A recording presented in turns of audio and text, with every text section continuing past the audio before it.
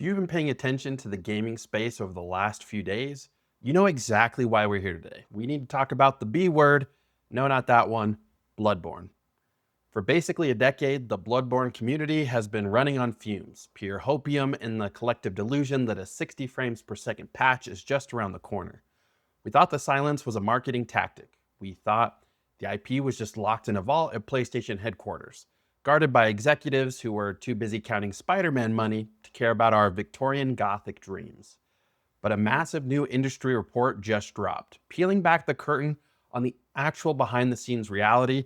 And let me tell you, the truth isn't just disappointing, it is a straight-up tragedy.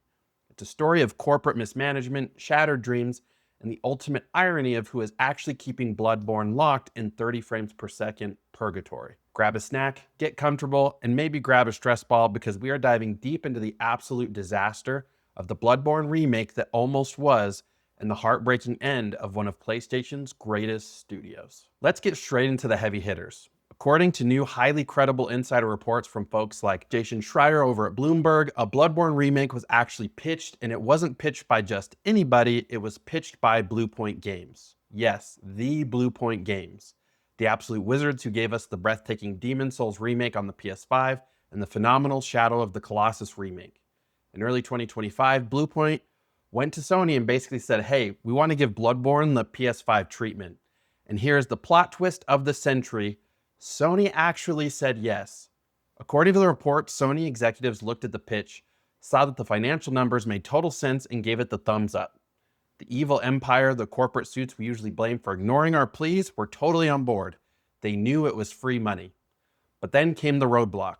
Sony took the idea to the original creators, FromSoftware, and FromSoftware flat out said, no, let that sink in. For years, the internet has been screaming at PlayStation.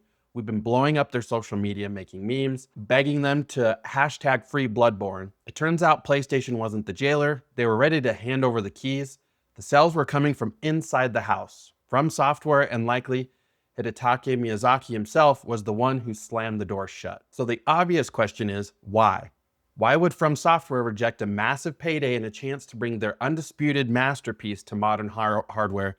And I don't care what anyone else says, the greatest game they've ever made. Get mad, Elden Ring fans. There are a couple of intersecting theories here, and they all point to the complicated relationship between an auteur director and corporate ownership. Theory 1, the protective parent. Former PlayStation executive Shuhei Yoshida actually hinted at this a while back.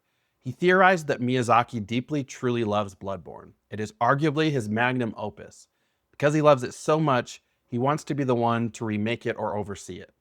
The problem? FromSoftware is insanely successful right now, juggling massive projects like Elden Ring, Nintendo Switch 2 games. Miyazaki is simply too busy to do it himself, but he refuses to let anyone else touch his baby. Theory 2, the art direction beef.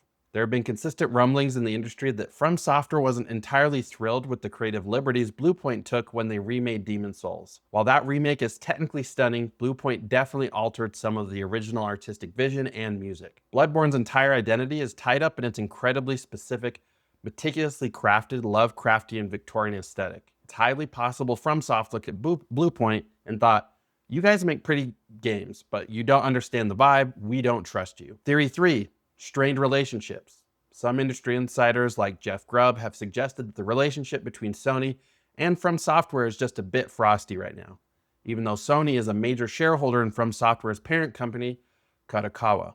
It seems FromSoftware wants absolute creative control, and Sony is actually choosing to respect those wishes rather than force a project through just because they legally own the IP. Whatever the exact reason, the result is the same. FromSoftware flexed their creative muscles, and the Bloodborne remake died before it even took its first breath. Now, if the story ended there, it would just be a bummer, but it doesn't end there. This situation has massive, devastating collateral damage, and that damage is the total closure of Bluepoint Games. If you missed the news over the last week, PlayStation officially shuttered Bluepoint, laying off roughly 70 incredibly talented developers. And the timeline of how this happened is a masterclass in terrible corporate strategy. So let's rewind. Sony acquires Bluepoint in 2021.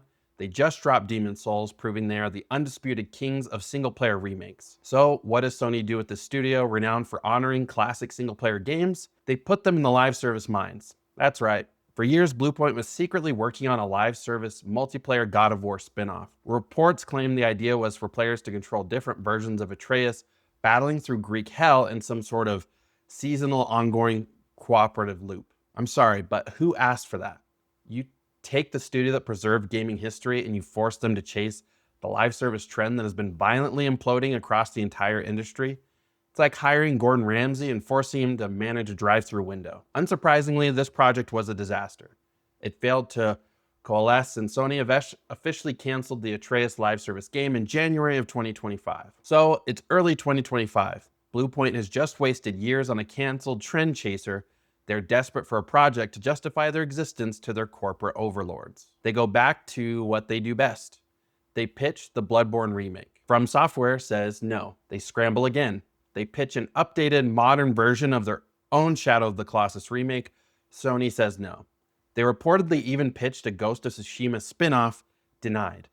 For an entire year, this legendary studio was trapped in a corporate purgatory, pitching lifeboats to a company that had already decided to let them drown. Finally, in February 2026, Sony pulled the plug. The studio is gone, the talent is scattered, and the PlayStation portfolio is officially weaker because of it. From a marketing and business perspective, this entire saga is mind-boggling.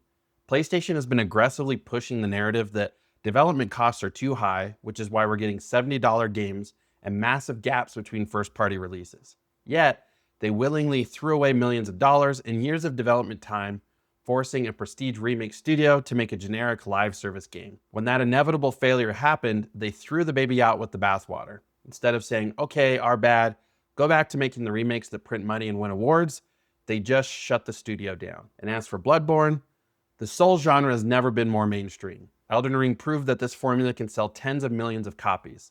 A Bloodborne remake or even a simple 60 FPS PC port would dominate the sales charts for months. It is the definition of a slam dunk.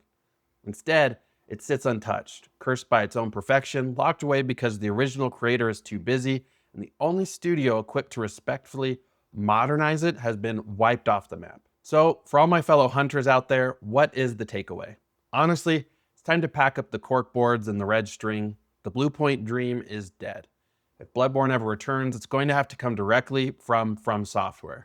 And based on their current trajectory, making massive sprawling RPGs and partnering with Nintendo, they aren't looking backwards anytime soon. We are officially stuck in the hunter's dream, playing at 30 frames per second on hardware that sounds like a jet engine, while corporate executives and auteur directors play a game of creative chicken with our favorite IP. It sucks, it's frustrating, and frankly, it's a colossal waste of potential. But I want to pass the question off to you guys, because this community always has the sharpest takes. Are you more mad at Sony for mismanaging and closing Bluepoint, or are you mad at FromSoftware for blocking the remake? Do you respect Miyazaki's desire to protect his art? Do you think he should have let Bluepoint modernize it for the fans? Drop a comment below and let me know. I'll be down there reading through them, probably while crying in Latin and listening to the Cleric Beast theme. If you appreciate the deep dive and the honest commentary, please hit that like button. It really helps push the channel and the algorithm. And if you're new here, hit subscribe for more raw gaming news, marketing breakdowns, and general life updates. I've been Cyler. Keep your eyes open, watch your back out there and yarn them, and I'll catch you guys in the next video. Peace.